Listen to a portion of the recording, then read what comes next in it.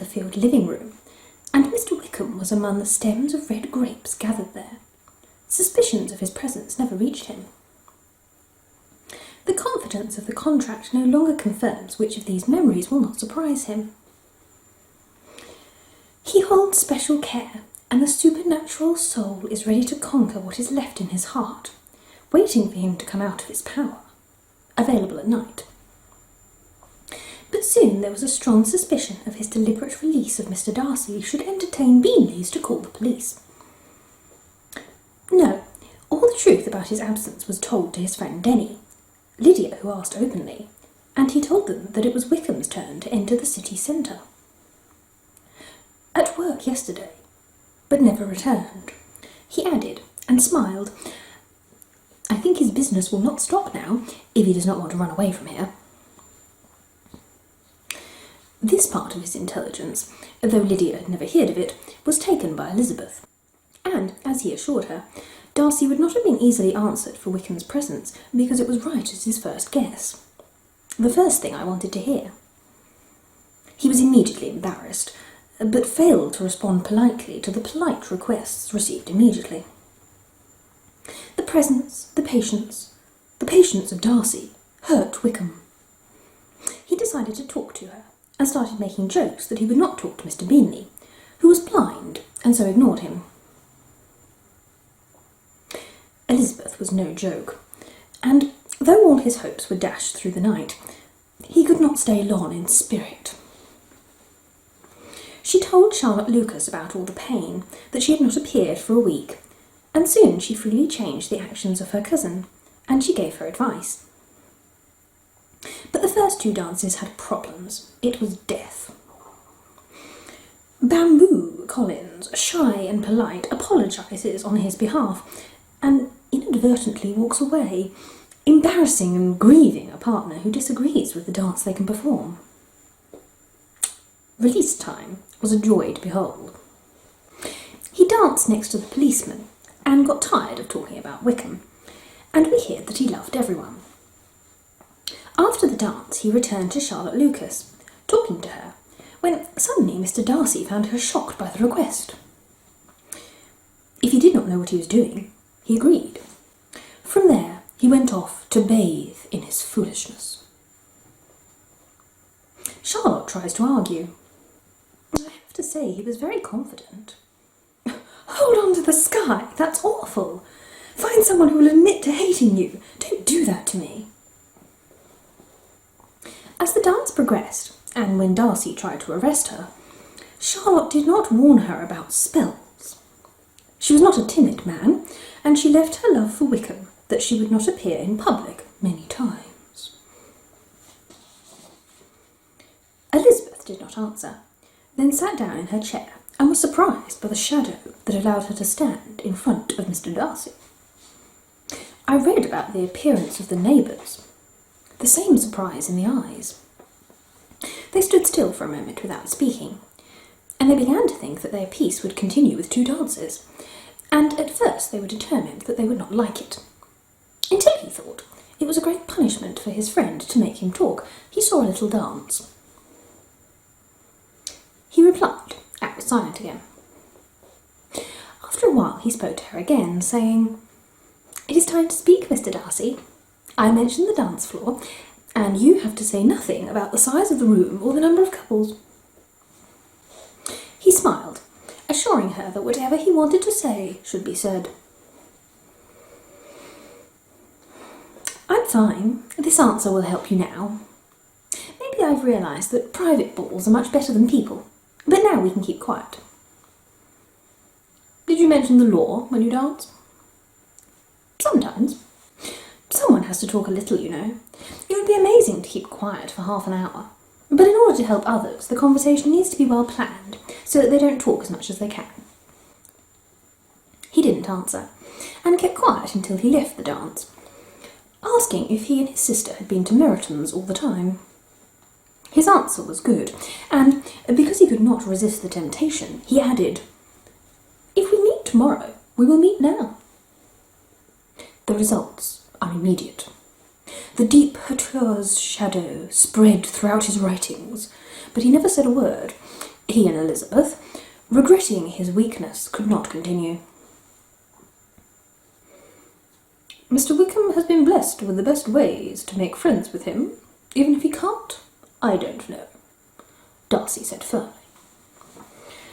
Elizabeth replied, there will be times when your relationship will end, and even if it has been badly hurt all her life. Darcy did not answer, and wants to change the subject.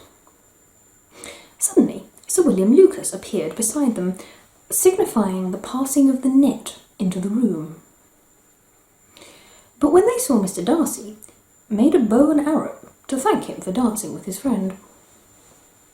Oh, thank you very much, sir. Such dances did not seem to improve. You seem to be from the first group. Let's just say, good friends are not shy, and I hope this joy will be restored, especially if you're looking for an event, my dear Eliza. See Sisters of Meanly. Great.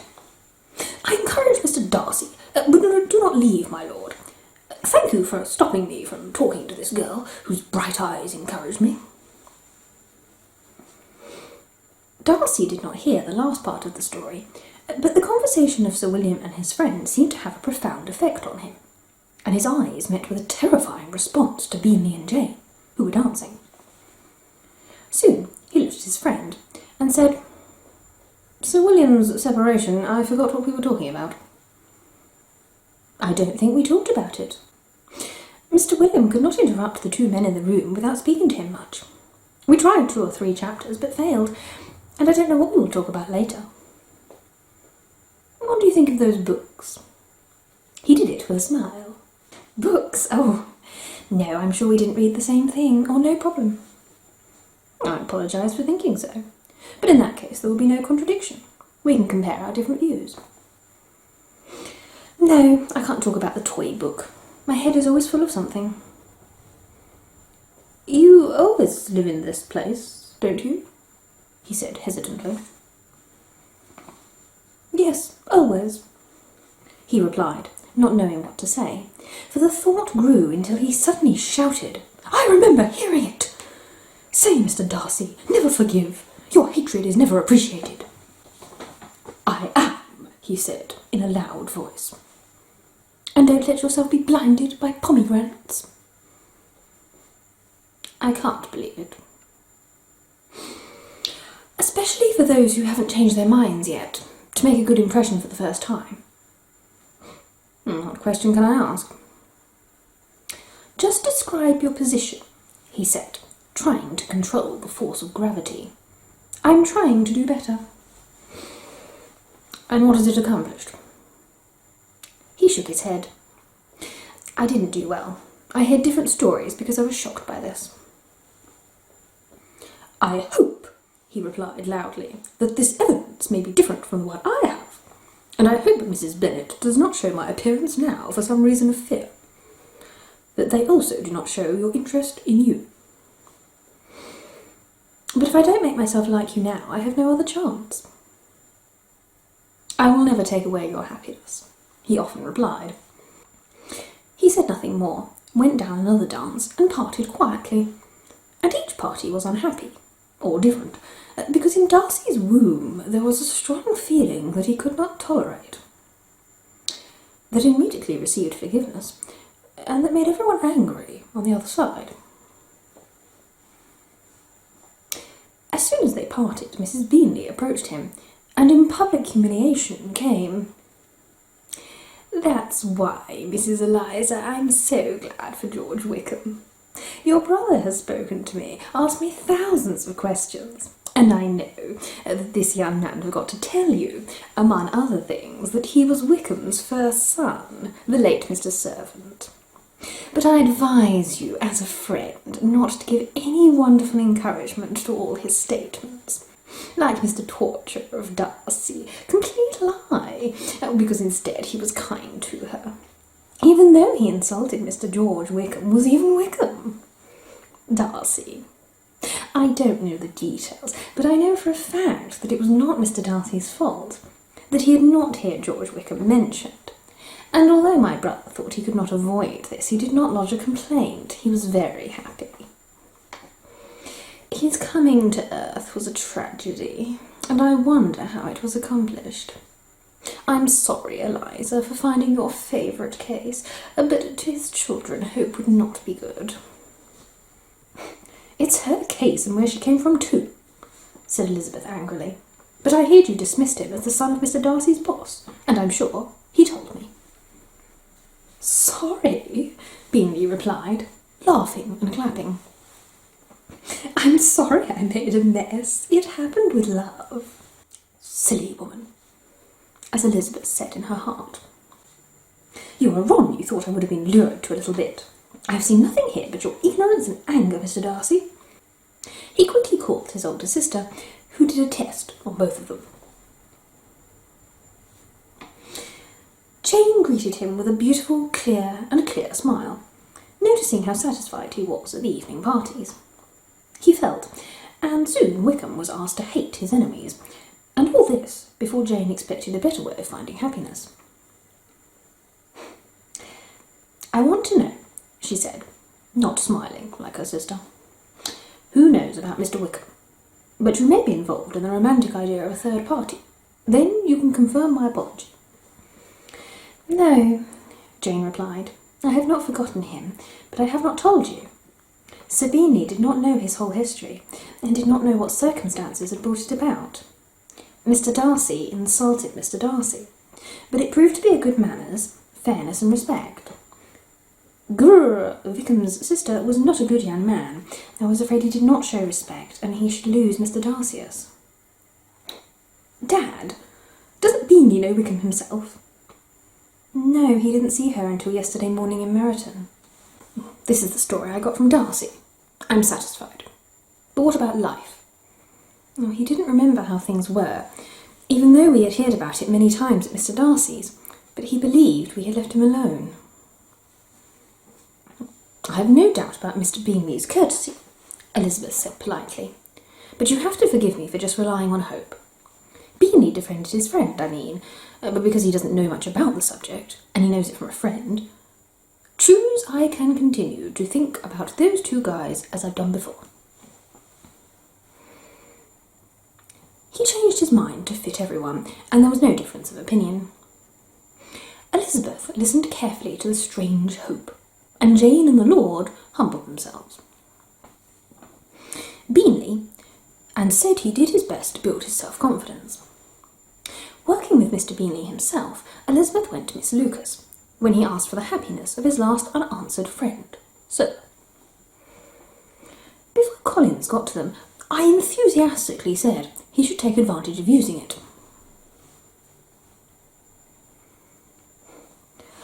I saw, he said, in a car accident, that my bodyguard was in a room with a close relative. I overheard the man say the name of the girl who represents the house and Mr. Burke and her mother, Lady Catherine. The only air force on the sand is a gun owned by Mr. Burke and her mother, Lady Catherine. His stuff is so good. Who would have thought I would meet the granddaughter of Lady Catherine de Bourgh at this meeting? I am happy that this idea was made at a time when I respected him, which I will do now, and he is sure that I will apologise for what I have never done before. You can't take Mr. Darcy with you. Yes, it's me. I am sorry for the delay in making the call. Thanks to Lady Catherine's granddaughter, I assure her she was fine last night. Elizabeth tried to do this to him, making sure that Darcy saw her talking to her without encouraging her as a disrespectful freedom, instead of praising her aunt. You don't have to be knowledgeable on all sides, and in such a case it should be with you, Mr. Darcy. Successful results. Acquaintance. Mr. Collins listened intently, and when he stopped talking, he replied, Dear Elizabeth, I have the highest opinion in the world of seeing all that you understand, but let me say there must be a big difference between the expected clauses between the lawyers and those in charge, and because I will make it clear that I believe that job responsibilities are equal to the highest level of respect for the country, if the good works continue at the same time. And you will allow me to follow the instructions of my thoughts now. It will force me to do the work I consider necessary. Forgive me for neglecting your goodness of advice, which will guide me in her everything else. They all made the right choice. There was a little girl like you."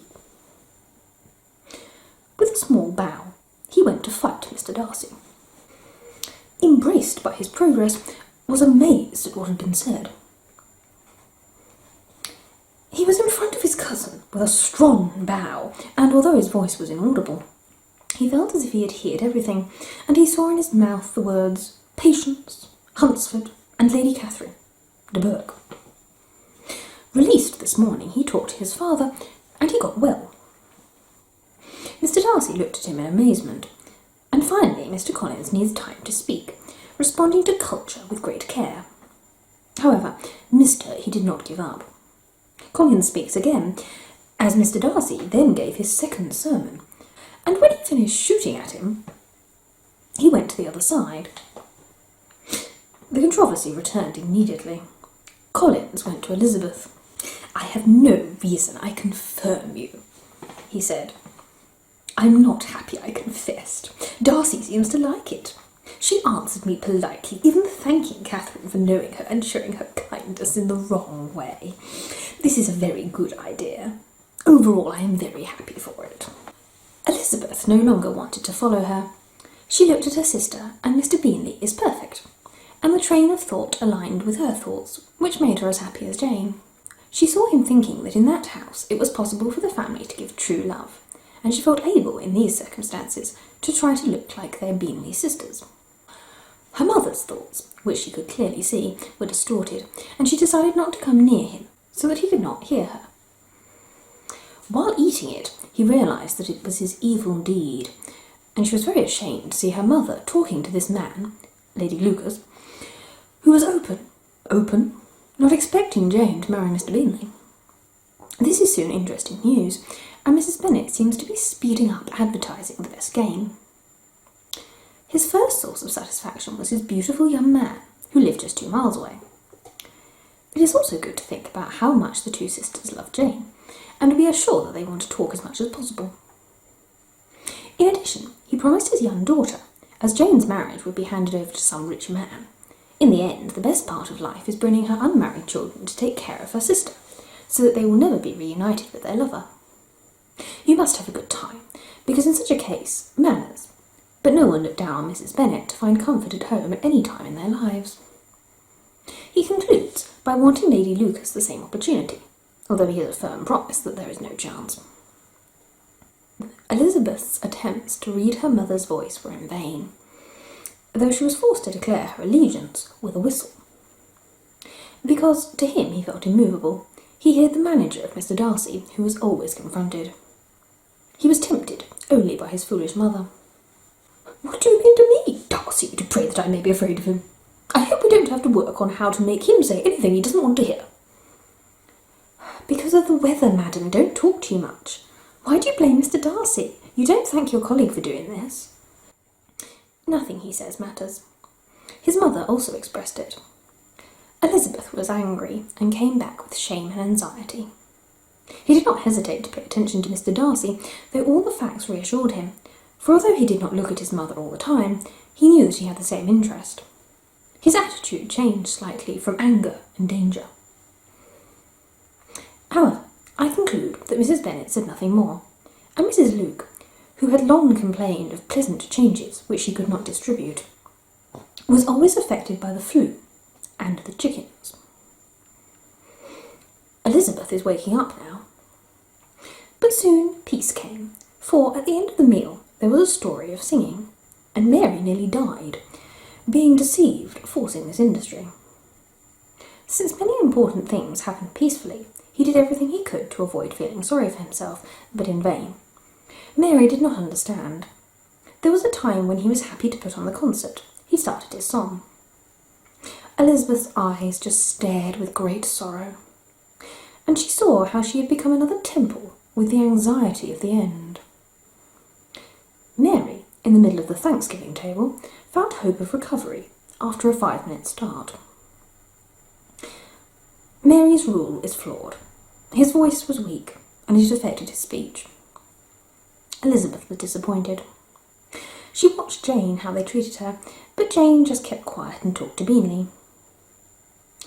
He looked at his two brothers and saw the jokes, and Darcy, but after that he continued his journey. He looked up to his father to beg him to not let Marek sit all night. He led the way, and when Mary finished the second song, she exclaimed, "You are so beautiful, dear. You are so happy. Have time to show off to other women." Mary, though deaf, was worried, and Elizabeth kindly asked her father for comments, fearing that the fears would not materialise. Some of the group are now in use. "I will do that," said Mr. Collins. "When I get a chance to sing, I have to be happy, I'm sure, to make the spirit company do it, if conditions of care are necessary. This is not to say, however, that we can be honest about spending most of our time in music, well, as there are other factors to consider. Ward leaders can do many things. First, he had to make a tithe from the contract for the benefit of himself and not the owner. He had to write his own sermon, and every other day it's not so much about doing his work, but being cared for and kept around him, which forgiveness is not as easy as it may seem. And I think it doesn't matter that they respect everyone and meet them, especially those who have to choose, in the presence of the debtor and his or her will. I will not be able to do this work. Once I am released, I will respect the whole family involved in this box." And by bowing to Mr. Darcy, finished his Suntain, and the filter was part of the audible chamber. Lots of viewers, lots of smiles, but no one looked at Bennet and smiled, and his wife complimented him. Collins speaks logically, and Lady Lucas is in the middle there, because she is a kind, intelligent, and cheerful person. For Elizabeth found, if her family agreed to show what they could do at night, they would not be able to abandon their spiritual religions and their good results. He wanted to think that Bingley and his brother had noticed that other actors had ignored him, and that he was not affected by the apparent loss. But his brother and Mr. Darcy, who had the opportunity to ridicule the relationship, and forcefully, without thinking that men insulted or mocked the woman, should not be allowed. He was happy for the rest of the day. Doolo Mr. Collins, who continued to live with her, even though she couldn't force him to dance with her, didn't encourage her to dance with others to make this place for everyone. The man, allowing the woman inside to show himself. He assured her that it was strange, unfortunately. His goal was to focus on the adventure for him, so he had to go there every evening. There is no contradiction in that. He wounded his friend Miss Lucas, a neighbour, and Mr. Collins himself. It would be better for him to be comfortable with Mr. Darcy. Although they live far apart, they are separated. They cannot speak. He thought this might be what Wickham was saying, and he was happy. The Longbourn party was the last to leave the company, and Mrs. Bennet, after everyone had left, had to wait for the 4th hour, giving them time to see if they wanted to be friends. Sometimes Hurst's wife and sister opened their mouths, complained of not being fat, and appeared homeless. The lady denied all attempts. In Bennet's interview, therefore, Mr. Long's long speeches were thrown to all who did not like the party. Fairy Collins thanked Mr. Bingley, and his sisters enjoyed the entertainment, and their hospitality and respect were evident in the comments made to the guests. Darcy said nothing. Sir Bennet was also happy with that. Bingley and Jane were far away, talking to each other. She was as silent as Mrs. Elizabeth, Mrs. Hurst, poor Mrs. Bingley. Or Lydia was tired, and Lord, I'm tired. And a beautiful song. When Miss Bennet awoke to the party, politely wishing to meet the whole family at Longbourn, and Mr. Bingley make sure you enjoy a family meal. Eat with them any time, without being invited. Bingley was thrilled, and when he returned to London, he took the first opportunity to wait to go out for a while. Mrs. Bennet was overjoyed when she came out of the house, to get permission to decorate the house, new cars and wedding dresses. No doubt she had seen her son living in Netherfield for 3 years, or 4 years. Light. When marrying a girl, Mr. Collins are scales, and most, though not all, are happy. Elizabeth loved all her children, although many people rejoiced in them, they fulfilled the will of the Lord. Beamley and Netherfield.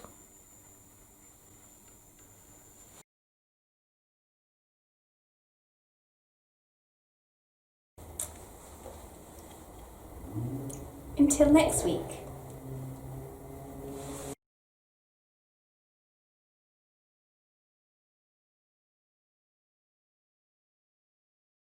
We just, well. So there must be the first. Yeah, we haven't got any red grapes, have we? No. Red grapes, no. No, it's just Mr. Wickham is apparently Red apples. Some dried fruit, they like what? Put almonds in. True, yeah, gathered there. Go on. I mean, we've got green ones. See Sisters and Beanley in brackets. I don't know how you speak in brackets, but there we are. Great. Where are we? And I'm struggling to follow the thing is when he introduced himself to Darcy without being introduced first. It is, I get a bit people that just whip me off. Don't worry. Yeah. Pause for a second. He's doing somewhere. Huh? I don't know. No, It is a very long we've noticed. chapter. Sorry about that. I just want to... They all seem to be a bit long. And what you finish shooting at? Is that actually on? Mm. Oh, yes, it is. This is now eating your pear. Where are we? Mr. Collins, listen intently. Where the hell are we? What do you... I don't know about losing the plot. I don't know, somebody says, what do you mean to me, Darcy, to pray that I may be afraid? Oh, I think, yes, she's Elizabeth saying it. So then Mrs. Bennet replies, because of the... Yes, so Mrs. Bennet said that, that's right. So Elizabeth then says to her, because of the weather, madam, don't talk to me. Right. Okay. Oh, I think they lost the plot. They often do. Go now. What? I said, can we go now? Is that it? Didn't need my permission. Well, if we finished. That's what I said.